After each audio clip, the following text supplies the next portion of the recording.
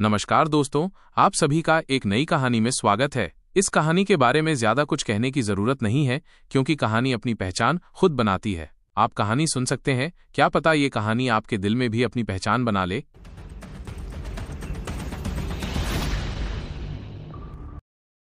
ये सड़क सीधे शहर के बीचों बीच जाती थी। ये वैभव दिव्य साम्राज्य की राजधानी का मुख्य मार्ग था जो दक्षिणी द्वार से शहर के केंद्र तक जाता था। इस रास्ते पर मूर्तियां स्थापित करना एक बड़ा गौरव था। गंजे आदमी ने समझाया, इस सड़क को ऋषि मार्ग कहते हैं। जब भी दिव्य वन्य क्षेत्र के कैंप में कोई योद्धा शहर में कोई रिकॉर्ड तोड़ता है तो उसका नाम यहाँ पर अंकित कर दिया जाता है। एक मूर्तिकार गुरु एक मूर्ति गढ़कर उसे ऋषि चबूतरे पर स्थापित करता है। इस दिव्य नगर में अपनी मूर्ति और नाम रखवाना एक बड़ा सम्मान है। ऐसे सपने देखने वालों की कोई कमी नहीं है, लेकिन ये बहुत मुश्किल है। पिछले 200 सालों में यहाँ कोई नया नाम या मूर्ति नहीं आई है। अगर किसी में ये क्षमता है तो उसके पास मानव ऋषि बनने का वो छोटा सा अवसर जरूर होगा, और इसी वजह से इस सड़क को ऋषि मार्ग कहा जाता है। ऋषि बनने के लिए ये सुनकर सभी युवा हीरो रोमांचित हो उठे। एक मानव ऋषि वो होता है जो अपने हाथ के एक इशारे से बारिश करवा सकता है। उस समय वैभव दिव्य साम्राज्य के संस्थापक सम्राट एक ऋषि थे। वह निस्संदेह सभी ऋषियों में सबसे शक्तिशाली थे। उन्हें ऋषियों में सर्वश्रेष्ठ होने की जरूरत नहीं थी। ऋषियों का सबसे निचला पद भी एक बहुत ऊंचा स्थान था। वे जहां भी जाते उन्हें सर्वोच्च सम्मान मिलता, यहां तक कि पुराने कुलों का भी सम्मान होता। दिव्य वन्य क्षेत्र के शिविर में आया हर नौजवान एक महान योद्धा बनना चाहता था। ये ऋषि मार्ग देखकर उनके अंदर उत्साह भर गया था। कई लोग रुक गए और धातु के चबूतरे पर लिखे शब्दों को पढ़ने लगे। गंजे आदमी ने उन्हें रोका नहीं और देखने दिया। ये चीजें पुराने वीरों के सम्मान और आने वाली पीढ़ी को प्रेरणा देने के लिए थीं। इन युवाओं के लिए इन्हें देखना एक अच्छी बात थी। अरे, किंगफिंग साल 634। देवशांत ने एक साथ 3 सम्मान सूचियों में शीर्ष 1000 में जगह बनाई। उसने अपने पुरखों के रिकॉर्ड तोड़ दिए थे। ये रिकॉर्ड आने वाली पीढ़ी को प्रोत्साहित करने के लिए है। किंगफिंग दिव्य सम्राट तो वो 1 लाख साल पहले के सम्राट हैं, और वो 3 सम्मान सूचियों में शीर्ष 1000 में शामिल थे। ये 3 सूचियां क्या हैं? वैभव दिव्य साम्राज्य की राजधानी हमेशा से रहस्यमयी रही थी। कुछ छोटे परिवारों के युवा भी इसके नियमों से अनजान थे। सम्मान के 3 रोल स्वर्ग, पृथ्वी और मनुष्य रोल हैं। इस नगर में ये तीनों रोल बहुत ही महत्वपूर्ण हैं। आप इन्हें भविष्य में समझेंगे। गंजे आदमी ने आगे बढ़ने से पहले कहा। सैकड़ों युवा नायक सड़क पर चलते हुए अपनी आंखें सड़क के दोनों ओर लगे धातु के चबूतरों पर टिकाए हुए थे। धातु के चबूतरों पर उत्कीर्ण नामों वाली शानदार मूर्तियों ने उन्हें सच्ची प्रशंसा से भर दिया। ओह, जिंगराज के वीर राज, क्या वो 4 मुख्य सेना कमांडरों में से एक नहीं है? जब वो दिव्य वन्य क्षेत्र के कैंप में ट्रेनिंग के लिए आए थे तो उन्होंने भी ऋषि मंच पर अपना नाम दर्ज करवाया था। एक युवक को यह पता चला और उसने तुरंत बाकी सबका ध्यान खींचा। जिंगराज के वीर राज कई युवा योद्धाओं के आदर्श थे। अपने आदर्श का नाम यहां देखकर वे बहुत रोमांचित हुए। अगर वे भी अपना नाम यहां छोड़ पाते तो ये बहुत अच्छा होता। कई लोगों के मन में यही सोच थी। बेशक वे जानते थे कि यह एक बहुत ही मुश्किल उपलब्धि थी। गंजा आदमी उन्हें शहर के पीछे एक देहाती इमारत में ले गया। सभी को एक टोकन दिया गया। इस टोकन पर अपनी आध्यात्मिक ऊर्जा की छाप डालो। अगले 6 सालों के लिए यह टोकन तुम्हारी पहचान होगा। आदर्श ने एक टोकन लिया और वो उसके हाथ में भारी लगा। टोकन हथेली के आकार का था और उसका वजन लगभग कुछ दर्जन पाउंड था। टोकन के सामने वाले हिस्से पर कुछ शिलालेख थे और पीछे की तरफ प्राचीन लिपि में दिव्य वन्य क्षेत्र लिखा हुआ था। आदर्श ने अपनी आध्यात्मिक ऊर्जा टोकन में डाली। तुरंत टोकन से सुनहरे चिन्ह चमकने लगे। ओह, ये तो सुनहरे चिन्ह तराजू जैसे थे। आदर्श को हैरानी हुई। ये ड्रैगन स्केल रून्स यहाँ के योद्धाओं के लिए सबसे जरूरी चीजें हैं। इनके बिना वे कुछ भी नहीं कर सकते। इस शहर में योद्धाओं को हर चीज के लिए, चाहे वो संसाधन, साधना तकनीकें, अवशेष या ट्रेनिंग जगहें हों, सब कुछ ड्रैगन स्केल रून से ही खरीदना होगा। धीरे धीरे तुम्हें इन ड्रैगन स्केल रून्स का महत्व समझ में आ जाएगा। गंजे आदमी ने बगल में खड़े होकर समझाया। अच्छा, तो ड्रैगन स्केल रून्स वैभव दिव्य नगर की मुद्रा हैं। आदर्श ने अपने टोकन में मौजूद ड्रैगन स्केल रून्स की संख्या गिनी। कुल मिलाकर केवल 10 थे। गंजे आदमी ने कहा, आज से तुम यहीं रहोगे। तुम्हारे पीछे जो पत्थर के घर हैं वही तुम्हारा निवास होगा। ये पत्थर के घर शहर के सबसे निम्न श्रेणी के घर हैं। ये मुफ्त मिलते हैं। यहाँ का खाना भी मुफ्त है, लेकिन बेशक ये सबसे घटिया है। सबसे निम्न श्रेणी के घर और सबसे घटिया खाना। ये सभी युवा नायक असाधारण लोग थे, इसलिए निम्नतम वर्ग और घटिया जैसे शब्द उनके कानों को बहुत बुरे लगे। एक युवक खुद को रोक नहीं पाया और पूछा, बेहतर आवासों का क्या फायदे हैं? अगर हम उन जगहों पर जाना चाहते हैं तो हमें किन शर्तों को पूरा करना होगा? गंजे आदमी ने कहा, वैभव दिव्य साम्राज्य के आवास निम्न वर्ग, मध्यम वर्ग, उच्च वर्ग और केंद्रीय दिव्य मीनार में विभाजित हैं। निम्न वर्ग के आवास मुफ्त हैं। मध्यम वर्ग के आवासों में रोज 2 ड्रैगन स्केल रून का शुल्क लगता है। उच्च वर्ग के आवासों में रोज 5 ड्रैगन स्केल रून का शुल्क लगता है। केंद्रीय दिव्य मीनार के आवासों में रोज कम से कम 50 ड्रैगन स्केल रून का शुल्क लगता है। केंद्रीय दिव्य मीनार के आवास। सभी युवा नायक सावधान होकर शहर के केंद्र की ओर देखने लगे। पहाड़ जैसा पिरामिड उन्हें बहुत छोटा महसूस करा रहा था। वैभव दिव्य शहर में 4 प्रकार के आवासों में से निम्न, मध्यम और उच्च वर्ग की कीमतें सामान्य थीं। लेकिन एक बार जब ये केंद्रीय दिव्य मीनार तक पहुंचा तो कीमत 10 गुना बढ़ गई और 50 ड्रैगन स्केल रून से शुरू हुई। यह साफ था कि केंद्रीय दिव्य मीनार में रहने के बहुत सारे फायदे थे। गंजे आदमी ने कहा, इस शहर का केंद्रीय दिव्य मीनार एक बहुत बड़ी जादुई संरचना है जो स्वर्ग पृथ्वी की ऊर्जा को इकट्ठा करती है। ये शहर खुद एक अद्भुत ऊर्जा स्रोत पर बना है जहां ऊर्जा बहुत घनी है। केंद्रीय दिव्य मीनार की संरचना के साथ 100 मील के दायरे में सभी स्वर्ग पृथ्वी की ऊर्जा शहर की ओर खींची जाती है। इसलिए केंद्रीय दिव्य मीनार वो जगह है जहां स्वर्ग पृथ्वी की ऊर्जा सबसे ज्यादा घनी होती है। केंद्रीय दिव्य मीनार में आप जितने ऊपर जाते हैं स्वर्ग पृथ्वी की ऊर्जा उतनी ही घनी होती जाती है। सबसे ऊपरी स्तर पर घनत्व अकल्पनीय हद तक पहुंच जाता है।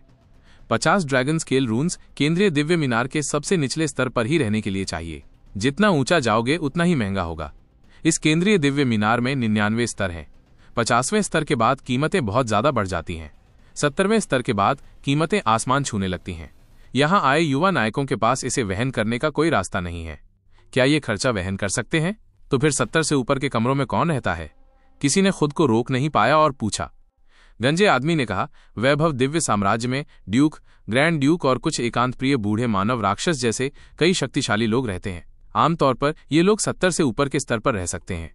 तो ये बात है। युवा नायकों ने एक दूसरे की ओर देखा। उन लोगों के पास उनकी समझ से परे शक्ति थी। दरअसल वैभव दिव्य शहर वैभव दिव्य साम्राज्य का नंबर 1 शहर था और योद्धाओं का शहर होने के नाते ये पूरे देश के इन युवा नायकों के लिए ट्रेनिंग की जगह थी। लेकिन ये सिर्फ उनका ही नहीं था। 70 से ऊपर के स्तर के सबसे अच्छे ट्रेनिंग मैदानों को इन सुपर एक्सपर्ट्स को प्राथमिकता दी गई थी। क्या किसी टीनेज लड़के के लिए ऊपर जाकर उसका इस्तेमाल करना संभव था? बहुत मुश्किल। गंजे आदमी ने आगे कहा, 95वें स्तर से ऊपर उच्च श्रेणी के कमरे हैं। इस शहर में ऐसे केवल 20 कमरे हैं। ड्रैगन स्केल रून्स की भारी मात्रा के बावजूद कोई भी अंदर रहने के योग्य नहीं है। जब तक आपके पास पूरी कीमत न हो या आपको पर्याप्त गौरव अंक देने वाले अद्भुत परिणाम न मिले हों तब तक आप प्रवेश नहीं कर सकते। गंजे आदमी की बातें सुनकर सब उदास हो गए। ये केंद्रीय दिव्य मीनार अच्छी थी लेकिन इसकी जरूरतें बहुत ज्यादा थीं, खासकर ऊंची मंजिल वाले कमरों की। वे उन जैसे बच्चों के लिए नहीं थे। गंजे आदमी के शब्दों से वे समझ गए कि उसका मतलब था कि उनके लिए केंद्रीय दिव्य मीनार के निचले स्तर पर रहना बहुत अच्छा होगा। ये अद्भुत होगा यदि कुछ खास लोग 1 दर्जन मंजिलों पर रह सके। पहले यहीं रुको, कल मैं तुम्हें ट्रेनिंग ग्राउंड में ले चलूंगा। वो ट्रेनिंग एक मौका है, इसलिए इसका पूरा फायदा उठाओ। ये कहते हुए गंजा आदमी मुड़ा। युवकों ने आह भरी और अपने हॉस्टल की ओर चल पड़े। ये निम्न श्रेणी के आवास शहर के किनारे पर थे। घरों की कतारें 100 की संख्या में थीं। आदर्श ने कुछ कमरों में झांका और उसे कुछ समझ आया। ओह, वही मुफ्त कमरा, लेकिन रहने की स्थिति में इतना अंतर। कुछ कमरों में ऊर्जा जमा करने वाली प्रणाली थी जिसके कारण कमरे में ऊर्जा ज्यादा घनी थी, लेकिन कुछ कमरों में कुछ भी नहीं था और बाहर जैसा ही माहौल था। ऐसे घरों में ट्रेनिंग करना स्वाभाविक रूप से कठिन होगा। आदर्श ने इस जगह को ध्यान से महसूस किया और जल्दी से सबसे घनी स्वर्ग पृथ्वी ऊर्जा वाले घरों को ढूंढ लिया। इस घर की दीवार पर लिखा था, घर की रेटिंग मध्यम वर्ग, जरूरी ड्रैगन स्केल रून्स कोई नहीं। ओह, मध्यम श्रेणी का कमरा। आदर्श को आश्चर्य हुआ कि इस निम्न श्रेणी के आवास में 5 मध्यम श्रेणी के कमरे थे और वे भी मुफ्त थे। तो फिर कौन मध्यम वर्गीय घर में नहीं रहना चाहेगा? लेकिन उस गंजे आदमी ने उन्हें कोई कमरा नंबर नहीं दिया था, इसलिए कोई भी इन मध्यम वर्गीय कमरों में रह सकता था। आदर्श इस शहर द्वारा इस तरह की व्यवस्था के कारण का थोड़ा बहुत अंदाजा लगा सकता था। आदर्श कुछ देर सोचता रहा और कमरे की ओर चल पड़ा। जैसे ही वो दरवाजा पार करने लगा, अचानक पीछे से एक ठंडी आवाज आई, माफ करना, ये 5 घर हमारे हैं। आदर्श ने अपना सिर घुमाया और एक राजसी सा दिखने वाला युवक देखा। वो अपनी बाहें छाती के सामने क्रॉस करके आदर्श पर व्यंग्य कर रहा था। शहर में आए सभी युवक लगभग एक ही उम्र के थे, लेकिन उसके सामने खड़ा आदमी, चाहे उसकी ऊंचाई हो या शरीर, बिल्कुल एक वयस्क जैसा ही था। जब ये युवक परिपक्व होगा तो शायद वो एक मीनार जितना मजबूत हो जाएगा। आदर्श ने अपनी भूमें सिकोड़ ली जब उस युवक ने कहा, मुझे अपना परिचय देने दो, मैं नक्षत्र सेना से अभय हूं। पूरे वैभव दिव्य साम्राज्य में केवल दिव्य रक्षक दल ही एकमात्र सैन्य इकाई नहीं थी, नक्षत्र सेना भी एक और प्रमुख सैन्य इकाई थी। एक सामान्य नक्षत्र सेना का सैनिक औसत तौर पर एक सामान्य दिव्य रक्षक दल के योद्धा से कमतर होता था, लेकिन नक्षत्र सेना का आकार दिव्य रक्षक दल से 10 गुना ज्यादा था। इसके अलावा नक्षत्र सेना ने एक खास विशिष्ट दल भी बनाया था, जिसके सदस्य दिव्य रक्षक दल के विशिष्ट सैनिकों से कमजोर नहीं थे। नक्षत्र सेना वैभव दिव्य साम्राज्य के उत्तर में तैनात थी और जिंग राज्य में उसकी शाखाएं थीं। इसलिए आदर्श और शौर्य के साथ बड़ी संख्या में नक्षत्र सेना के जवान थे। जब अभय ने आदर्श को रोका तो दिव्य रक्षक दल के अन्य सदस्य भी वहां आ गए। सेना एक संगठित इकाई थी। जब भी कोई संघर्ष होता था, एक ही बैकग्राउंड वाले लोग बाहरी खतरों के खिलाफ एक होकर एक दूसरे की मदद करते थे। अगर लड़ाई होती भी थी तो उसे मिलकर लड़ना पड़ता था। भाई आदर्श, क्या बात है? शाश्वत, जिसे आदर्श जानता था, वहां आया। वो भी दिव्य रक्षक दल से था। आदर्श ने अपनी आंखों से इशारा किया और लोग तुरंत समझ गए कि क्या हो रहा है। हाँ, 5 कमरे हैं, हमें उन्हें आपस में बांटना चाहिए, लेकिन नक्षत्र सेना तो सब चाहती है। ये तो बहुत ही अन्याय है। तुम खुद को क्या समझते हो? आदर्श के पीछे से किसी ने कहा। तुरंत ही नक्षत्र सेना के सभी जवान अभय के पीछे खड़े हो गए। नक्षत्र सेना के सैनिकों के शरीर आमतौर पर दिव्य रक्षक दल के सदस्यों की तुलना में बड़े होते थे। इसके विपरीत दिव्य रक्षक दल के सैनिकों की संख्या केवल 1 दर्जन थी, जो कि बहुत कम थी। 1 दर्जन बनाम 3 दर्जन। आदर्श ने हट्टे कट्टे अभय पर नजर डाली। वो वैभव दिव्य नगर के इरादों को जानता था। बिना किसी विशेष आवंटन के निम्न वर्गीय कमरों के साथ कुछ मध्यम वर्गीय कमरे बनाकर शहर में आने वाले योद्धाओं को शुरू से ही एक प्रतिस्पर्धा की स्थिति में डाल दिया गया था। प्रतिस्पर्धा, संघर्ष, उन्मूलन, दिव्य वन्य क्षेत्र के कैंप का यही मुख्य उद्देश्य था। आवास के लिए एक साधारण सी प्रतियोगिता ने इस बात को दर्शाया। अभय भी नियमों को अच्छी तरह समझ गया था। उसने बिना किसी डर के कहा, वैभव दिव्य नगर में शक्ति ही राजा है। यहाँ रखे 5 मध्यम वर्गीय कमरे जाहिर तौर पर हमारे लिए प्रतिस्पर्धा के लिए हैं। मुझे प्रतिस्पर्धा करना पसंद है। दिव्य रक्षक दल अपने लिए जगह लेना चाहते हैं? बिल्कुल, हम आज यहीं एक प्रतियोगिता कर सकते हैं। जो जीतेगा उसे इसमें रहने का हक होगा। नक्षत्र सेना की उपस्थिति भयानक थी और संख्या में भी वे आगे थे। जैसा कि निर्भय ने कहा था, यहाँ टिकने वाला कोई भी युवा नायक कमजोर नहीं था। नक्षत्र सेना के 3 दर्जन लोगों के मुकाबले दिव्य रक्षक दल के दर्जन भर लोगों का परिणाम पहले से ही पता था। यहां तक कि आदर्श, जो अपनी ताकत पर विश्वास रखता था, एक के खिलाफ कई लोगों से नहीं लड़ सकता था। मैं अभय को जानता हूं। उसकी साधना का स्तर बैंगनी रक्त के मध्य चरण में है, लगभग अंतिम चरण में प्रवेश कर रहा है। शाश्वत ने आदर्श के पास खड़े होकर कहा। हालात ये थे कि अगर वे लड़ाई में जाते तो उन्हें नुकसान उठाना पड़ता, लेकिन अगर वे नहीं लड़ते तो दिव्य रक्षक दल नाराज होकर सभी मध्यम वर्गीय कमरे उन्हें सौंप देते। नक्षत्र सेना ने कमरों को घेर लिया था। अभय अपनी उंगलियों को चटकाते हुए हंसा, जिससे एक उत्तेजित करने वाला भाव प्रकट हुआ। उसकी मांसपेशियां सख्त हो गईं और ग्रेनाइट जैसी हो गईं। यह सोचना मुश्किल था कि वो सिर्फ 14 साल का किशोर था। आज मैं यहां खड़ा होकर नक्षत्र सेना का प्रतिनिधित्व करूंगा। कौन आकर मुझसे लड़ना चाहता है? अगर तुम मुझे हरा दोगे तो तुम्हें एक कमरा लेने का अधिकार होगा। अभय को पता था कि वैभव दिव्य शहर में ऐसे नियम थे कि निजी मैच खेलना ठीक था, जब तक कि प्रतिद्वंद्वी को स्थायी नुकसान न पहुंचे। आदर्श ने अभय की ओर देखा। अभय के पास 2 हथियार थे, एक युद्ध तलवार और एक युद्ध हथौड़ा। दोनों उसकी पीठ पर लटके हुए थे। हथौड़े को हथियार के रूप में देखना दुर्लभ था। हथौड़े का इस्तेमाल केवल बहुत ताकतवर लोग ही करते थे, क्योंकि उनकी हमले की गति धीमी होती थी और उनकी तुलना तलवारों और कृपाण से नहीं की जा सकती थी। जहां तक अभय के पास मौजूद युद्धधार की बात है, वो एक बहुत ही भारी युद्धधार थी जिसका हैंडल मोटा था। वो आदर्श के कृपाण से बिल्कुल अलग था।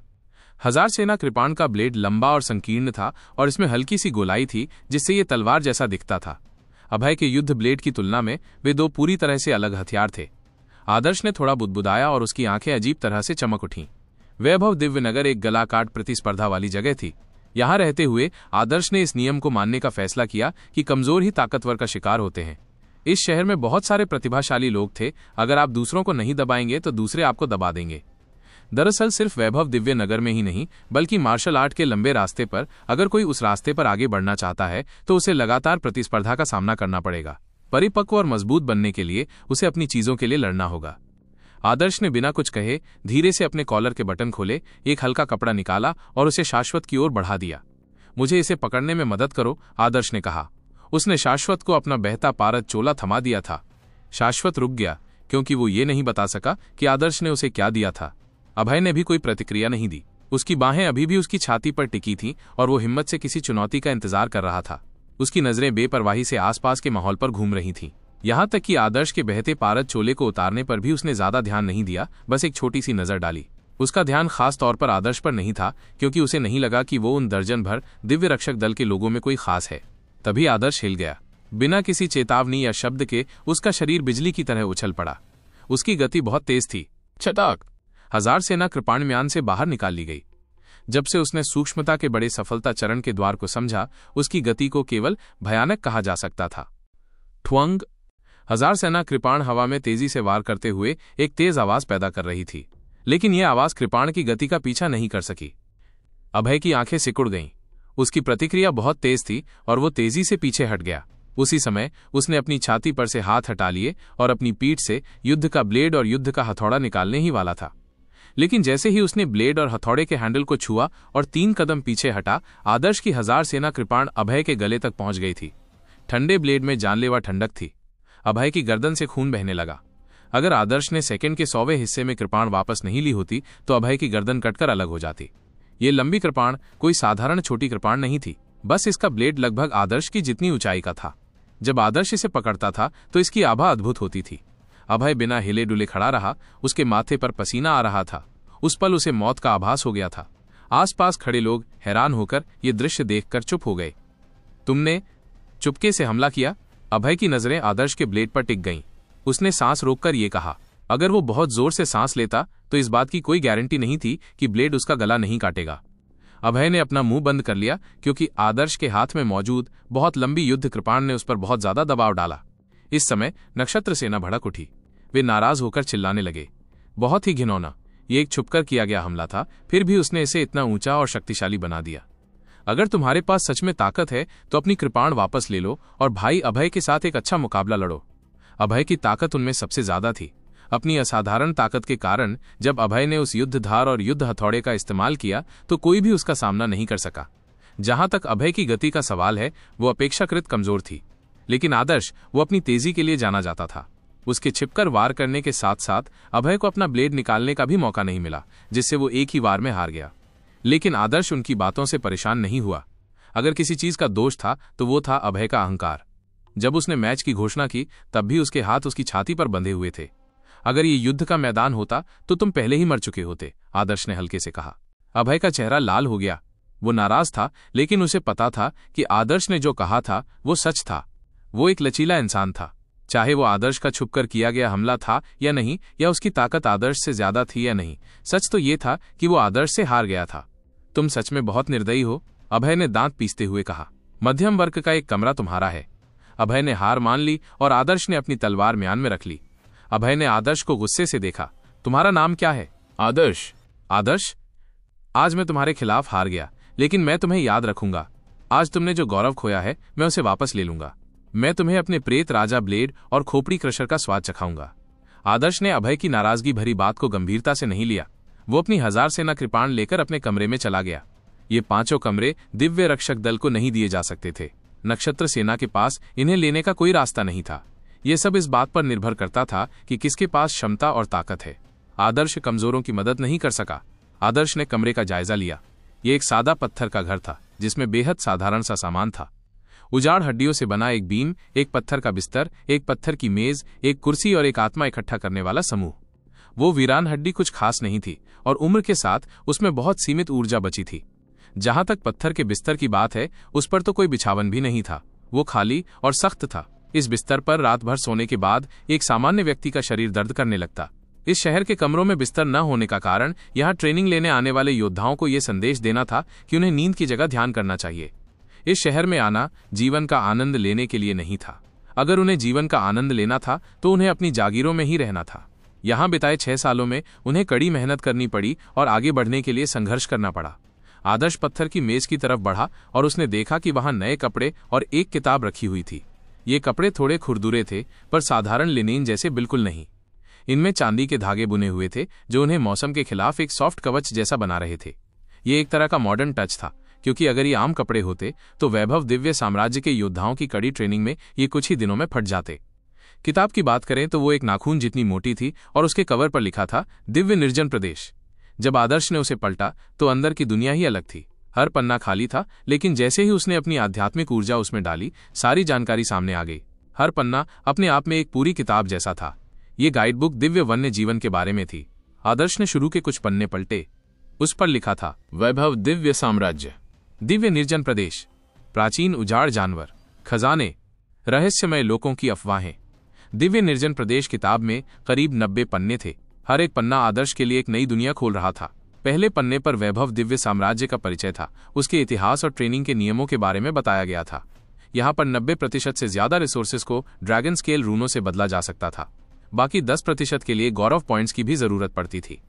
उदाहरण के लिए कोई पुराना रिकॉर्ड तोड़ना एक बहुत बड़ा सम्मान था, पर यह इम्पॉसिबल जैसा था। इस किताब ने आदर्श का विजन बहुत बड़ा कर दिया। वो एक के बाद एक पन्ने पलटता गया। किताब में दिव्य निर्जन प्रदेश के अंदर मिलने वाले जानवरों और जड़ी बूटियों के बारे में भी बताया गया था। ये सच में जीवन बचाने की एक गाइड थी, खासकर उस एनवायरमेंट में। ये ज्ञान बहुत जरूरी था, क्योंकि वहां कुछ जानवर ऐसे थे जो दिखने में बिल्कुल हानि रहित लगते थे, पर अगर कोई उन्हें पहचान नहीं पाता और उन्हें आम जानवर समझकर छेड़ देता तो इसका मतलब मौत को दावत देना था। कुछ जहरीली जड़ी बूटियां भी थीं जो कीमती जड़ी बूटियों जैसी दिखती थीं। अगर किसी ने उन्हें लापरवाही से इस्तेमाल किया तो उसकी मौत तय थी।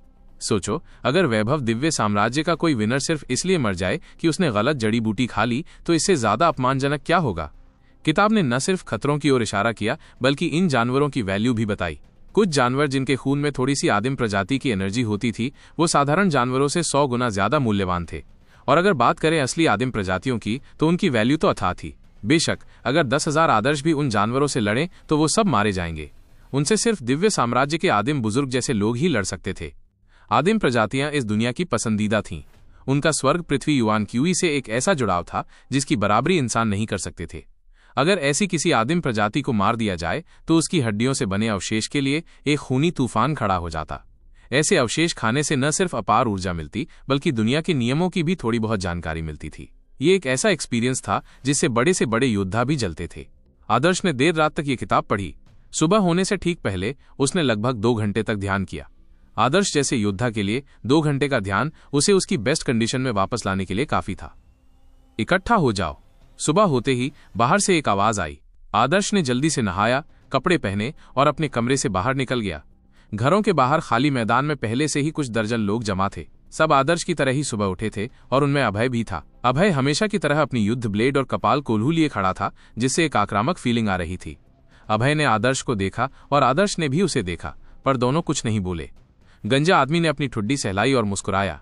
वैभव दिव्य नगरी में आए सभी युवा योद्धाओं में कंपटीशन थी।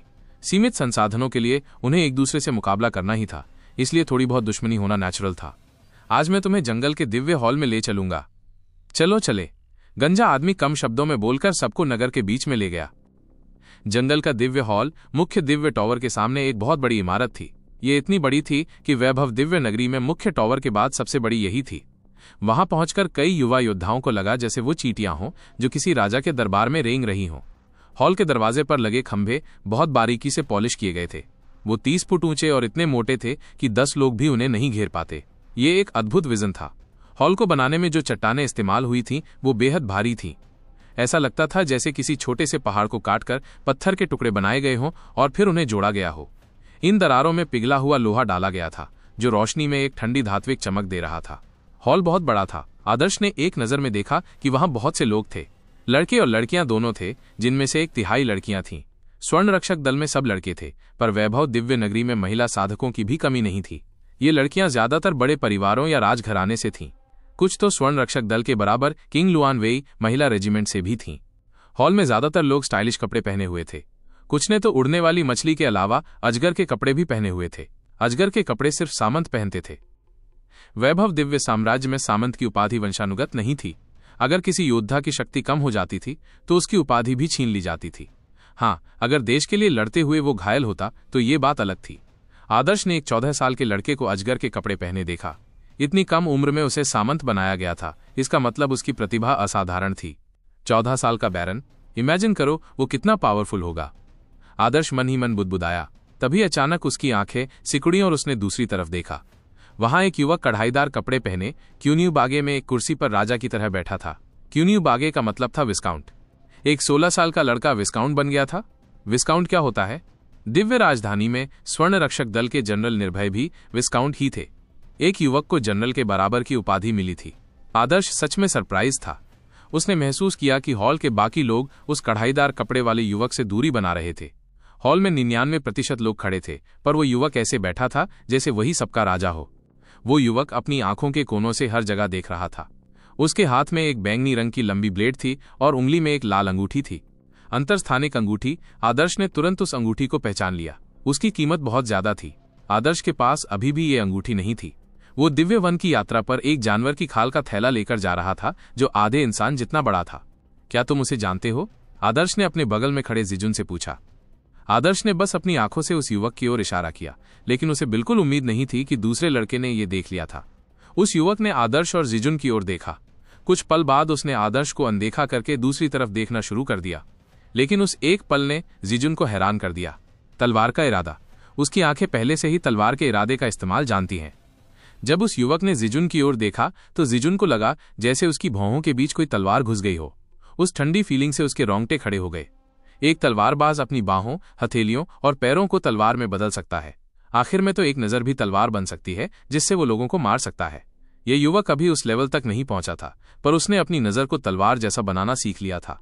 वो कौन है? आदर्श ने फिर से पूछा, लेकिन जिजुन ने सिर हिलाया। मुझे नहीं पता। जिजुन जिंग राज्य के नानजुन प्रांत के सोंग परिवार से था। ये एक छोटा सा इलाका था। इतने बड़े वैभव दिव्य साम्राज्य के सामने ये कुछ भी नहीं था, इसलिए विनय ज्यादा खास लोगों को नहीं जानता था। तभी जिजुन के बगल में खड़े एक आदमी ने कहा, उसका नाम वरद है और वो वैभव राजघराने से है। उसने 12 साल की उम्र में वैभव दिव्य नगरी में एंट्री ली थी और 3 साल से यहीं ट्रेनिंग ले रहा है। अब वरद स्वर्ग और पृथ्वी की लिस्ट में टॉप 100 में है। इस साल वो टॉप 10 में भी आ सकता है। वैभव राज परिवार। आदर्श ने गहरी सांस ली। पूरे वैभव दिव्य साम्राज्य में बड़े बड़े परिवार और कुल थे, लेकिन कोई भी राज परिवार की बराबरी नहीं कर सकता था। जिंग राज्य के अलग अलग परिवार राज परिवार के सामने चींटियों जैसे थे। जब से वैभव दिव्य साम्राज्य बना था तब से राज परिवार का वंश करोड़ों साल से चला आ रहा था। इन करोड़ों सालों में राज परिवार में शादी के सख्त नियम थे। हर सदस्य की शादी उनके बुजुर्ग तय करते थे। कोई भी अपनी मर्जी से शादी नहीं कर सकता था, नहीं तो उसे अपनी शाही स्टेटस छोड़नी पड़ती थी। राज परिवार में शादी के लिए उन लोगों को चुना जाता था जिनकी विरासत बहुत गहरी हो या फिर वो किसी प्राचीन रहस्यमयी कुल के श्रेष्ठ वंश से हों। अगर ऐसा नहीं होता था तो उनमें कोई खास टैलेंट होना चाहिए था जो दूसरों पर भारी पड़ता हो। तो राज परिवार में हर प्रतिभाशाली, कुलीन और गौरवशाली बच्चे को शामिल कर लिया जाता था। इसका मकसद ये था कि उनकी अगली पीढ़ी और भी मजबूत हो। इसी वजह से एक और प्रतिभाशाली बच्चे के पैदा होने की संभावना ज्यादा होती थी। ये एक ऐसा अन्यायपूर्ण तरीका था जिसने वैभवशाही परिवार को मजबूत बनाए रखा।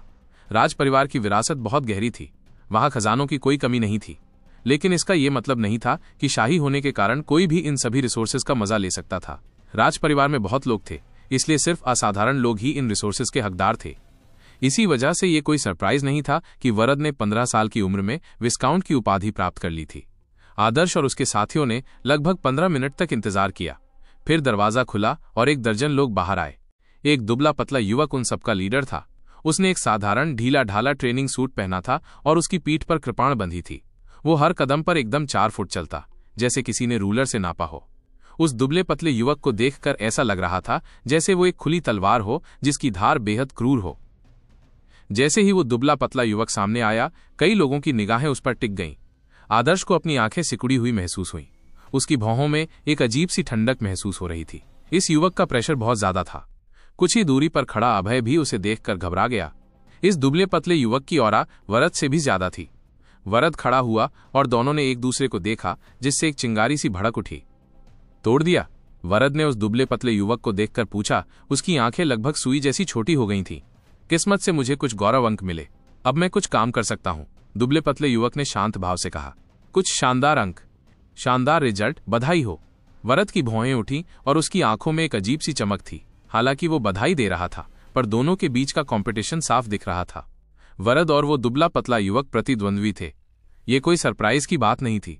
वैभव दिव्य नगरी में सभी युवा योद्धा एक दूसरे के प्रतिद्वंद्वी ही थे, बिल्कुल आदर्श की तरह जो कई लोगों के साथ कंपटीशन करता था। बहुत सी चीजें ऐसी थीं जिन्हें अगर एक ले लेता तो दूसरा नहीं ले पाता। ऐसी परिस्थितियों में अच्छे रिश्ते कैसे हो सकते थे? आखिरकार वो दुबला पतला युवक वरद के बगल से निकला। जैसे ही वो बाहर जाने वाला था, वो मुड़ा और वरद से बोला, मैं तुम्हारी चैलेंज का इंतजार करूंगा। इन शब्दों ने वैभव दिव्य नगरी के सभी नए योद्धाओं को एक दूसरे की तरफ देखने पर मजबूर कर दिया। यह दुबला पतला युवक कौन था? वो इतना अभिमानी क्यों था कि वरद की चुनौती का इंतजार कर रहा था? वरद की प्रतिक्रिया देखकर यह साफ था कि उसने चुपके से मान लिया था कि दुबले पतले युवक की ताकत उससे ज्यादा थी। हे भगवान, वरद पहले से ही इतना शक्तिशाली था। वो 15 साल का विस्काउंट था, फिर भी कोई उसे दबा रहा था। कई लोग रुके और हैरान होकर कहने लगे, ये जगह सच में विशेषज्ञों से भरी हुई है। कृपाणधारी युवक के जाने के बाद कई लोग बिना पूछे नहीं रह सके, वो दुबला पतला तलवारबाज कौन है? उसका साधना का स्तर क्या है? नेता गंजे किन ने जवाब दिया, उसका नाम याओ दाओ है। ये उसका उपनाम और नाम दोनों है। वो 3 साल से वैभव दिव्य नगरी में है। इस साल वो 15 साल का हो गया है। वो और वरद 3 साल पहले से ही अपने बैच में सबसे अच्छे रहे हैं। वे एक दूसरे के सबसे बड़े प्रतिद्वंद्वी हैं, लेकिन याओ दाओ हमेशा वरद से आगे रहा है। जहां तक उसके साधना के स्तर की बात है, वो वरद के बराबर है। वे दोनों बैंगनी रक्त क्षेत्र की चोटी से ऊपर हैं, युआन आधार क्षेत्र के शुरुआती चरण में। यह सुनकर सबकी सांसें थम गई। युआन का मतलब था शुरुआत, युआन साल का मतलब था पहला साल। युआन जनरल सेना का सबसे बड़ा कमांडर था और युआन विद्वान परीक्षा में सबसे पहला आने वाला था। युआन आधार एक योद्धा की शुरुआत और उसकी असली जड़ थी। जब एक योद्धा बैंगनी रक्त क्षेत्र की चोटी पर पहुंचता है तो उसके शरीर का एसेंस बढ़ जाता है। जब वो जुड़ता है तो उसमें एक क्वालिटी चेंज आता है। खून मिलकर ऊर्जा का झरना बन जाता है। जब ये ऊर्जा का झरना सॉलिड हो जाता है तो ये एक ठोस आधार बन जाता है। यही युआन आधार था। अगर बैंगनी रक्त क्षेत्र को मार्शल आर्ट्स का शुरुआती कदम कहा जाए तो युआन आधार क्षेत्र एक योद्धा के लिए देवता बनने का पहला कदम था। वैभव दिव्य साम्राज्य में युआन आधार क्षेत्र के योद्धा बहुत सम्मानित माने जाते थे। इसके अलावा याओ दाओ और वरद दोनों सिर्फ 15 साल के थे, तो वे पहले से ही युआन आधार क्षेत्र में पहुंच चुके थे। कई नए लोग तो बिल्कुल चुप हो गए। वे सब बैंगनी रक्त क्षेत्र में थे, पर बाकी लोग पहले से ही युआन आधार क्षेत्र में थे। वरद पहले से ही प्रभावशाली था, पर असलियत में याओ दाओ उसे दबा रहा था। चाहे तुम कितने भी ताकतवर हो, हमेशा कोई तुमसे ज्यादा ताकतवर होता है। तुम्हारा रास्ता अभी बहुत लंबा है। वे लोग 3 साल से वैभव दिव्य नगरी में हैं। तुम अभी अभी आए हो, इतनी जल्दी क्या है? गंजे किन ने नए लोगों को निराश देखकर कहा। ठीक है, अब हमारी अंदर जाने की बारी है। इतना कहकर गंजा आदमी उन्हें हॉल के दरवाजे से अंदर ले गया। हॉल के अंदर थोड़ी कम रोशनी थी। सबसे खास बात यह थी कि हॉल के बीच में 3 मूर्तियां थीं। हर मूर्ति एक बड़े और लंबे आदमी की थी। ये वैभव दिव्य साम्राज्य के इतिहास के सबसे फेमस दिव्य सम्राट थे। बीच में संस्थापक दिव्य सम्राट थे। अगल बगल वाले सम्राटों ने अपने साम्राज्य को और बढ़ाया था। वे बुद्धिमान शासक थे जो राजनीति और मार्शल आर्ट दोनों में बहुत अच्छे थे। इन तीनों शासकों ने अपना एक बहुत बड़ा नाम बनाया था और लोगों की तारीफ पाई थी। पर आदर्श का ध्यान अब उन मूर्तियों पर नहीं था। उसने देखा कि मूर्तियों के सामने 3 मेटल की तख्तियां थीं। हर तख्ती पर नाम खुदे हुए थे। ये 3 सम्मान की लिस्ट थी। ये स्वर्ग, पृथ्वी और मनुष्य सम्मान की लिस्ट है, गंजे आदमी ने कहा। हर लिस्ट में टॉप 10 लोगों के नाम बड़े अक्षरों में लिखे थे, जो बहुत ही साफ दिख रहे थे। आदर्श ने देखा कि स्वर्ग और पृथ्वी की लिस्ट में सबसे ऊपर एक ही नाम था, देवराज। वहीं मनुष्य की लिस्ट में सबसे ऊपर एक दूसरा नाम था, ज्वाला। ओह, ज्वाला? एक लड़की? आदर्श ने जल्दी से कृपाण और वरद के नाम ढूंढे। कृपाण का नाम स्वर्ग और पृथ्वी की लिस्ट में 52वें नंबर पर था। वरद का नाम भी स्वर्ग और पृथ्वी की लिस्ट में 68वें नंबर पर था। दोनों का नाम मनुष्य की लिस्ट में नहीं था। देखा, यह है सम्मान की लिस्ट। अगर तुम 6 साल बाद वैभव दिव्य नगरी से जाओ और इन लिस्ट में से किसी एक में भी टॉप 1000 में आ जाओ तो समझो तुमने अच्छा काम किया है। मुझे पता है कि तुम सभी बहुत प्राउड हो। यहां आना ही तुम्हारी उत्कृष्टता का सबूत है। लेकिन तुम्हारी उत्कृष्टता सिर्फ उन जगहों से तुलना करने पर है जहां से तुम आए हो। यहां आया कोई भी इंसान तुमसे कम नहीं है, और जो लोग 3-4 साल से यहां ट्रेनिंग कर रहे हैं उनका तुमसे ज्यादा ताकतवर होना नॉर्मल है। अगर तुम में से कोई 1 साल के अंदर इन लिस्ट में से किसी एक में भी टॉप 1000 में आ जाता है तो तुम वैभव दिव्य साम्राज्य के सभी बड़े समूहों का ध्यान अपनी ओर खींच लोगे। वे तुम्हें अपने दल में शामिल करने के लिए आपस में लड़ने लगेंगे। गंजे किन की बातें बहुत प्रोवोकेटिव थीं। 1 साल में टॉप 1000 में आना, वैभव दिव्य साम्राज्य के सभी बड़े समूहों का ध्यान खींचना, ये बहुत एक्साइटिंग था। अभय ने अपनी कलाइयां कस लीं। उसकी आंखों में लड़ने की भावना जाग उठी। एक आदमी होने के नाते उसे ये हासिल करना ही था। यह अभय का सपना था और यहां मौजूद बहुत से युवा योद्धाओं का भी। आदर्श ने चुपचाप लिस्ट में लिखे नाम याद कर लिए। स्वर्ग, पृथ्वी, मनुष्य की सम्मान लिस्ट में युवान आधार क्षेत्र के शुरुआती चरण वाले लोग भी 10 के आसपास रैंक कर रहे थे। तो फिर जो लोग टॉप 10 या टॉप 3 में थे उनका साधना का स्तर क्या था? युवान आधार क्षेत्र का बीच का चरण, या शायद युवान आधार क्षेत्र का अंतिम चरण? यह इमेजिन करना भी मुश्किल था। यह वैभव दिव्य नगरी सच में वैभव दिव्य साम्राज्य के सभी श्रेष्ठ लोगों के इकट्ठा होने की जगह थी। यहां तक कि स्वर्ण रक्षक दल भी कई बड़े पारिवारिक कुलों, राज परिवार, 4 सैनिक टुकड़ियों, किंग लुआन वेई और बाकी समूहों से बने श्रेष्ठ लोगों के सामने कुछ नहीं था। इसके अलावा जिंग राज्य की दिव्य राजधानी की स्वर्ण रक्षक दल की शाखा तो पूरे वैभव दिव्य साम्राज्य की 100 शाखाओं में से सिर्फ एक थी। यह सम्मान की लिस्ट सच में एक बहुत बड़ी चुनौती थी। आदर्श के अंदर उत्साह भराया। सोच रहा हूं कि मेरी अभी की रैंक क्या होगी। टॉप 1000 में होना तो इम्पॉसिबल है। मैंने सुना है कि वैभव दिव्य नगरी में 12,000 योद्धा हैं। हर साल करीब 2000 नए लोग आते हैं और नए लोग ज्यादातर लास्ट में रैंक करते हैं। मेरे साथ आया जिजुन तो यकीनन 10,000 के पार ही होगा। नए लोगों में मेरी ताकत अच्छी होनी चाहिए। उस अभय को अगर मैं सरप्राइज अटैक नहीं भी करता तो भी हरा सकता था। लेकिन इस बैच में करीब 2000 लोग हैं। अभय को ज्यादा से ज्यादा उन 2000 में एवरेज से ऊपर माना जा सकता है। तो मेरी रैंक क्या होगी? क्या इस 2000 नए लोगों में कई लोग मुझसे ज्यादा ताकतवर हैं? आदर्श ने खुद को कम नहीं समझा, पर वो जानता था कि उसकी बैंगनी रक्त क्षेत्र की ताकत अभी बस शुरुआत है। पूरे जिंग राज्य में आदर्श को सबसे बेहतर लोगों में माना जाता था, लेकिन 107 और राज्य भी थे और सबसे बड़ा झोंग राज्य भी था, शाही शहर। इसमें कोई सरप्राइज नहीं है कि नए लोगों में उससे ज्यादा ताकतवर लोग भी थे। अगर वो वैभव दिव्य नगरी के सभी पुराने लोगों को मिलाता तो आदर्श को लगा कि उसकी कुल रैंकिंग 10,000 से कहीं ज्यादा होगी। क्या ये 8,000 थी, 9,000 या फिर वो 10,000 से कहीं ज्यादा हो सकता था? उसे कुछ पता नहीं था। एक साल में टॉप 1000 में जगह बनाना असाधारण माना जाता था और इससे देश के कई बड़े समूहों का ध्यान आता था। तो फिर मेरा क्या? मैं एक साल में कितना आगे बढ़ पाऊंगा? आदर्श को इसका बेसब्री से इंतजार था। वो सोच रहा था कि वो एक बड़े जंगल से आया था। चाहे साधना, तकनीक हो या संसाधन, उसकी तुलना राज परिवार या बड़े पारिवारिक कुलों के युवाओं से नहीं की जा सकती थी। हालांकि उसने 2 जीवन जिए थे, उसकी तेज समझ और स्वर्ग विरोधी बैंगनी क्रिस्टल की मदद से फिर भी मार्शल आर्ट से उसका जुड़ाव कम समय का था। वैभव दिव्य साम्राज्य के टॉप 10,000 युवा योद्धाओं में शामिल होना भी पहले से ही बहुत अच्छा था। ठीक है, ये सब बकवास करने का कोई मतलब नहीं है। अब तुम्हें साधना शुरू करनी होगी। वो पत्थर के दरवाजे देखो। गंजे आदमी ने पास में कहीं इशारा किया। उनके सामने 6 बड़े पत्थर के दरवाजे थे। दरवाजों पर आदिम उजाड़ जानवरों की आकृतियां बनी थी जो बहुत ही पुरानी और रहस्यमयी लग रही थीं। गंजे आदमी ने कहा, तुम्हारे सामने 6 पत्थर के दरवाजे निर्जन दिव्य हॉल का दिल हैं। निर्जन दिव्य हॉल एक साधना की जगह है। नए लोगों के तौर पर तुम सभी को 2 घंटे का मुफ्त साधना समय मिलेगा। अब तुम सभी अंदर जा सकते हो। जहां तक दरवाजे की बात है, अपनी मर्जी से चुनो। हर दरवाजे से सिर्फ 18 लोग ही जा सकते हैं। ओह, मुफ्त साधना का समय? आदर्श रुक गया। ऐसा लग रहा था कि भविष्य में इस जगह में आने के लिए ड्रैगन स्केल रूनों से पेमेंट करनी होगी।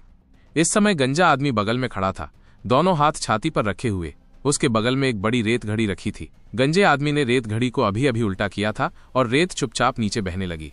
जब ये खत्म हो जाएगी तो 2 घंटे बीत चुके होंगे। वहां मौजूद सभी युवा योद्धा पहली बार वैभव दिव्य नगरी में आए थे। उन्हें ज्यादा नियम तो नहीं पता थे, लेकिन वे समझ सकते थे कि निर्जन दिव्य भवन में बिताया गया समय बहुत कीमती था। स्वाभाविक रूप से इसे बर्बाद नहीं किया जा सकता था। आदर्श ने अपनी आंखें 6 पत्थर के दरवाजों पर घुमाई। सभी दरवाजे एक जैसे लग रहे थे, बस उन पर बनी नक्काशी अलग थी। कहीं 3 सिर वाला जानवर था तो कहीं बड़ा सांप, खूंखार पक्षी या एक विशाल शार्क। 6 दरवाजों में से किसी एक को चुनना था। आदर्श ने 3 सिर वाले जानवर के दरवाजे की तरफ चलने से पहले एक पल सोचा। तभी उसे एहसास हुआ कि अभय भी उसी दरवाजे की तरफ जा रहा था। चिमेरा पत्थर का दरवाजा, ये जंगल के दिव्य हॉल का सबसे मुश्किल दरवाजा माना जाता है। अभय को जंगल के दिव्य हॉल के बारे में कुछ पता था। उसके शब्दों ने आदर्श को चौंका दिया। मुश्किल, इसका मतलब था कि यह साधना की जगह कोई साधारण जगह नहीं थी। क्या हुआ? क्या तुम में मुझसे मुकाबला करने की हिम्मत है? ये वन्य दिव्य हॉल एक ऐसी जगह है जहां तुम्हारी असली क्षमता का टेस्ट होता है। यहां छुपकर अटैक करना बेकार है। अभय ने अपना सिर हिलाया और व्यंग्यात्मक अंदाज में बोला।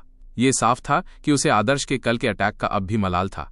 आदर्श के हाथों हारना अभय के लिए एक अपमान था। उसे लगा कि वो एक छुपे हुए अटैक में हारा था जो कि अन्यायपूर्ण था। वो जंगल के दिव्य हॉल में अपनी इस एंट्री से अपना सम्मान वापस पाना चाहता था। नक्षत्र सेना के कई योद्धा अभय के साथी थे। जल्दी ही उन्होंने 3 सिर वाले जानवर के दरवाजे के लिए बाकी 16 जगहें भर दी। 3 सिर वाले जानवर के दरवाजे से अंदर जाने वाले सभी लोग नक्षत्र सेना से थे, सिवाय आदर्श के। नक्षत्र सेना के ये मजबूत जवान आदर्श को ऐसे देख रहे थे जैसे भेड़ियों का झुंड अपनी मान में गिरी एक छोटी सी भेड़ को देख रहा हो। जंगल के दिव्य हॉल में लड़ाई मना है, नहीं तो सीरियस रिजल्ट्स होंगे। माहौल में तनाव देखकर गंजे किन ने बिना किसी देरी के उन्हें चेतावनी दी। वैभव दिव्य नगरी में लड़ाइयां आम थीं। जब तक वे ऐसी जगहों पर नहीं लड़ते जहां लड़ाई मना थी, तब तक कहीं भी लड़ना ठीक था, बशर्ते कोई मरे या बहुत बुरी तरह से घायल ना हो। इसलिए गंजे किन ने योद्धाओं की लड़ाई में हस्तक्षेप नहीं किया, बल्कि उसने इसे सही ठहराया। अगर उनकी टीम दूसरों से लड़ती तो जीतने पर उन्हें इनाम मिलता और हारने पर उन्हें सजा दी जाती। ये लोग मक्खियों के झुंड की तरह हैं जिनकी नजरें आप पर टिकी हैं, शाश्वत ने आदर्श के पीछे से कहा। आदर्श ने अपने कंधे उचकाए और सहजता से बोला, जो भी हो, इतना कहकर आदर्श 3 सिर वाले जानवर के दरवाजे की तरफ बढ़ गया। अभय हंसा और उसके पीछे पीछे चल दिया। नक्षत्र सेना के बाकी सदस्य भी वहां आ गए। वाह! एक सफेद रोशनी चमकी और पत्थर का दरवाजा पूरी तरह से खुलने से पहले ही उसने आदर्श को अंदर खींच लिया। ओह! आदर्श की नजर धुंधली हुई और अगले ही पल साफ हो गई। इससे पहले कि वो समझ पाता कि क्या हो रहा है, उसे अपनी खोपड़ी में जलन महसूस हुई, मानो किसी भयानक चीज की नजर उस पर पड़ गई हो। उसे एक जबरदस्त प्रेशर महसूस हो रहा था जो उसे दबा रहा था, जैसे वो पारे के किसी कुंड में डूबा हुआ हो। यह क्या था? आदर्श ने उस अजीब से प्रेशर की तरफ देखा और अपने सामने एक विशाल उजाड़ जानवर की मूर्ति खड़ी देखकर हैरान रह गया। ये मूर्ति पूरी तरह से काली थी। इसमें काले सुनहरे रंग की चमक थी और इसे शेर या शेर कहना मुश्किल था। इसके 3 जानवरों के सिर थे और उन पर बेतरतीब फर था। हर सिर की आंखों में बैंगनी बिजली चमक रही थी। इसकी पीठ पर 30 फुट के 3 पंख थे, मानो ये कभी भी उड़ने को तैयार हो। उसके शरीर पर बहुत ज्यादा प्रेशर था, जिससे आदर्श को खुद को छोटा महसूस हुआ। धमाका! अचानक उस दिव्य राक्षस को देखकर आदर्श के दिमाग में एक जोरदार गड़गड़ाहट सी हुई। आदर्श खुद को रोक नहीं पाया और कई बार कांप उठा। उसके पूरे शरीर में एक अजीब सी बेचैनी सी दौड़ गई। इस समय आदर्श के कानों में एक आवाज आई। वैभव दिव्य नगरी के पूरी तरह से बनने से पहले 3 सिर वाली चिमेरा मूर्ति वैभव दिव्य नगरी के पहले नगर स्वामी द्वारा बनाई गई थी। ये एक असली आदिम प्रजाति थी। इसे भारी मात्रा में पिघले हुए ग्रेट यान सोने को इसमें डालकर ढाला गया था। इस मूर्ति में आदिम प्रजाति का उत्पीड़न और वैभव दिव्य नगरी के पहले नगर स्वामी की सच्ची भावना समाहित है। कोई इसे कितना समझ सकता है, ये उस पर निर्भर करता है। क्या आदिम प्रजाति के असली शरीर में मूर्ति बनाने से पहले पिघला हुआ ग्रेट यान सोना डाला गया था? मूर्ति के बनने का तरीका सुनकर आदर्श चौंक गया। ये सच में एक आदिम प्रजाति थी। कोई सरप्राइज नहीं कि इसका इतना भयानक प्रेशर था। चिमेरा के सामने आदर्श को सांस लेने में भी दिक्कत हो रही थी। जबरदस्त प्रेशर के कारण वो लगभग घुटनों के बल जमीन पर बैठ गया। आदर्श ने अपने दांत पीस लिए और फ्लोइंग मर्करी गाउन का वजन सबसे कम कर दिया, जिसके बाद ही वो उसे सह सका। इस समय आदर्श के पास कई सफेद रोशनियां चमकी। एक के बाद एक नक्षत्र सेना के लोग अंदर भेजे गए। सबसे पहले अभय आया। ये कहना ही होगा कि अभय में कुछ क्षमता थी। चिमेरा के भारी प्रेशर के आगे वो बस कांप कर खड़ा रहा। बाकी लोगों की हालत और भी खराब थी। उनकी क्षमताएं कमजोर थीं। हालांकि वे मानसिक रूप से तैयार थे, फिर भी अचानक इतना जबरदस्त प्रेशर उनके खून में उबाल ला रहा था। उन्हें इसे सहना मुश्किल लग रहा था। एक एक करके वे लड़खड़ाकर जमीन पर गिर पड़े। वे बाहर बहुत डींगे मार रहे थे, लेकिन जब उनकी योग्यता की असली परीक्षा आई तो सिर्फ होंठ हिलाना ही काफी नहीं था। कचरा! डरपोक मत बनो। अभय में अब भी गाली देने की ताकत थी। सच में उसकी नींव मजबूत थी। दरअसल प्रेशर में रहना ही उसकी खूबी थी। उसने आदर्श की ओर देखकर मुस्कुराया। चलो हम मुकाबला करके देखते हैं कि कौन ज्यादा मर्दाना है। अभय जोर से हंसा, जो मानो आसमान तक पहुंच गया। आदर्श ने बस अभय की तरफ देखा और कोई जवाब नहीं दिया। वो जंगल के दिव्य हॉल में हर चीज के बारे में सोच रहा था। निर्जन दिव्य हॉल सिर्फ आदिम प्रजातियों के प्रेशर को सहने की जगह नहीं थी। इस साधना स्थल की सबसे कीमती चीज आदिम प्रजातियों की मूर्ति में ऋषि की सच्ची भावना को समझना था। एक ही समय में आदिम प्रजाति के प्रेशर को सहना और ऋषि की सच्ची भावना को समझना जरूरी था। ऋषि की सच्ची भावना को समझना आसान नहीं था। इसके अलावा ये नए लोग थे। उनमें ज्यादा ताकत नहीं थी, इसलिए प्रेशर सहना आसान नहीं था। और तो और सच्ची भावना पर विचार करने के लिए खुद को शांत करना भी आसान नहीं था। आदर्श को भी यह आसान नहीं लगा। कुछ ही देर में उसके माथे पर पसीना आ गया। जहां तक अभय की बात है, वो आदर्श से ज्यादा ताकतवर लग रहा था। उसके माथे पर एक नस उभर आई और उसके जोड़ चटकने लगे। ये ऑरा बहुत अद्भुत थी। अभय ने आदर्श को देखा और मन ही मन सोचा, ये लड़का मेरे आइडिया से कहीं ज्यादा ताकतवर है। इसमें सच में कुछ हुनर है, सिर्फ छिपकर अटैक करने का नहीं। अभय ने आदर्श से मुकाबला करने के लिए अपनी पूरी ताकत लगा दी थी, इसलिए यह स्वाभाविक था कि वो आदर्श पर नजर रखे हुए था। अभय को अपनी सहन शक्ति और लचीलेपन पर बहुत कॉन्फिडेंस था। हालांकि वो शुरुआत में आदर्श के साथ बराबरी नहीं कर पाया, पर उसे विश्वास था कि वो अंत में आदर्श को हरा सकता है। इसके अलावा वो शुरू से ही आदर्श से कहीं ज्यादा ताकतवर था, इसलिए अंत में उसकी जीत पक्की थी। अभय को अपनी जीत की उम्मीद थी, इसलिए वो खुश नहीं होना चाहता था, बल्कि वो देखना चाहता था कि आदर्श की सीमाएं क्या हैं। अभय को ये नहीं पता था कि आदर्श उससे मुकाबला करने पर ध्यान नहीं दे रहा था। दरअसल आदर्श ने शुरू से आखिर तक अभय को हवा ही समझा था। आदर्श पूरी एकाग्रता के साथ चिमेरा की मूर्ति को देख रहा था। आदि प्रजाति, यह एक आदि प्रजाति द्वारा छोड़ा गया प्रेशर है। इसकी शक्ति किसी मानव स्वामी से भी ज्यादा है। वैभव दिव्य नगरी के बुजुर्ग भी इसे संभाल नहीं पाएंगे। किसी आदि प्रजाति के शरीर को अवशेष बनाने के लिए लेना, अगर नश्वर जगत तक पहुंच जाए तो एक भयानक तूफान ला सकता है। मानव ऋषि भी चाहेंगे कि ये उनके शरीर को पोषित करे और आदि प्रजाति के अवशेष में छिपे नियमों को समझे। ये आदिम प्रजाति के नाम का हकदार है। ये आदर्श का किसी आदिम प्रजाति से पहला सामना था। हालांकि वो सोने में बंद थी। तो फिर क्या ये पॉसिबल है? जब से आदर्श ने जंगल के दिव्य हॉल में एंट्री ली और चिमेरा की मूर्ति देखी, उसके मन में एक आइडिया आया जिसे वो रोक नहीं पाया। इस आइडिया ने उसकी सांसों की गति को बढ़ा दिया। उसने आंखें बंद कर लीं और ध्यान लगाया। उसने अपनी चेतना को एक अलौकिक अवस्था में डाला और अपनी आध्यात्मिक ऊर्जा को दिल में स्थित बैंगनी क्रिस्टल मूल के साथ मिला दिया। इसके साथ ही आदर्श ने अचानक अपनी आंखें खोल दी। आदर्श की विजन सफेद हो गई। उसके सामने 3 सिर वाले जानवर की मूर्ति सफेद रोशनी से जगमगा उठी। आदर्श ने महसूस किया कि जब उसकी आध्यात्मिक ऊर्जा बैंगनी क्रिस्टल के साथ जुड़ी तो वो उसके सामने खड़ी आदिम प्रजाति की मूर्ति के साथ जुड़ने में सफल रही थी। हालांकि आदिम प्रजाति को बंद करने के लिए इस्तेमाल किया गया सोना आदर्श की आध्यात्मिक ऊर्जा को अंदर जाने से रोक रहा था। ये महान यान सोना एक अद्भुत धातु थी। इसमें एक प्राकृतिक गुण था जो स्वर्ग पृथ्वी युआन क्यूई को सोख लेता था। इसका इस्तेमाल आदिम प्रजातियों के शरीर को बंद करने के लिए करने पर करोड़ों सालों के बाद आदिम प्रजातियों के अंदर की ऊर्जा कम नहीं होती बल्कि लगातार बढ़ती जाती, जिससे वो और ज्यादा शुद्ध हो जाती। चिमेरा के शरीर में सच में वैभव दिव्य नगरी के बनने के समय से कहीं ज्यादा ऊर्जा थी। इसकी कीमत और भी ज्यादा थी। दिव्य वन्य क्षेत्र में मौजूद 6 आदिम प्रजातियों की मूर्तियां वैभव दिव्य नगरी की नींव थीं। ये सब महान यान सोने की वजह से था। इसकी खास बात यह थी कि ये ऊर्जा को अंदर लेना तो आसान बनाता था, लेकिन बाहर निकालना मुश्किल। इसे एक तरफा कहा जा सकता है। दुर्भाग्यवश हालांकि महान यान सोने में आदिम प्रजातियों के शरीर को पोषण देने की क्षमता थी, फिर भी इसमें बहुत ज्यादा समय लगता था। हर लाख साल या लाखों सालों में मानव ऋषि बूढ़े होकर मर जाते थे और इंतजार नहीं कर पाते थे। वैभव दिव्य साम्राज्य जैसी महाशक्ति ही पीढ़ी दर पीढ़ी ये काम कर सकती थी। वैभव दिव्य नगरी के महाकिले के साथ मिलकर यह आदिम प्रजाति के असली शरीर की रक्षा कर सकता था, उसे लूटे जाने से बचा सकता था। आदर्श अब महान यान सोने की ध्रुवता को उल्टा कर रहा था। अपनी सांसों को काबू में करने के बाद पूरी एकाग्रता के साथ उसने ऊर्जा को नियंत्रित करने के लिए बैंगनी क्रिस्टल की क्षमता का उपयोग किया, ताकि महान यान सोने के अंदर से बूंद बूंद करके ऊर्जा को बाहर निकाला जा सके। धीरे धीरे 3 सिर वाले जानवर के बीच वाले सिर पर एक रोशनी चमकने लगी, जो जैसे जैसे और ऊर्जा जमा होती गई और भी तेज होती गई। 3 सिर वाली मूर्ति के सभी कोनों से ऊर्जा 3 सिर वाले जानवर के बीच वाले सिर में जमा होने लगी, जैसे वो किसी खोल से बाहर निकल रही हो। जब ऊर्जा अपनी चरम सीमा तक जम गई तो कबूतर के अंडे के आकार का एक हल्का धब्बा बहुत मुश्किल से ग्रेट यान गोल्ड से बाहर निकला। वो धीरे धीरे ऊपर तैरता हुआ आया और बैंगनी क्रिस्टल के मार्गदर्शन में आदर्श की तरफ उड़ गया। इस प्रकाश की बूंद को देखकर आदर्श बहुत खुश हुआ।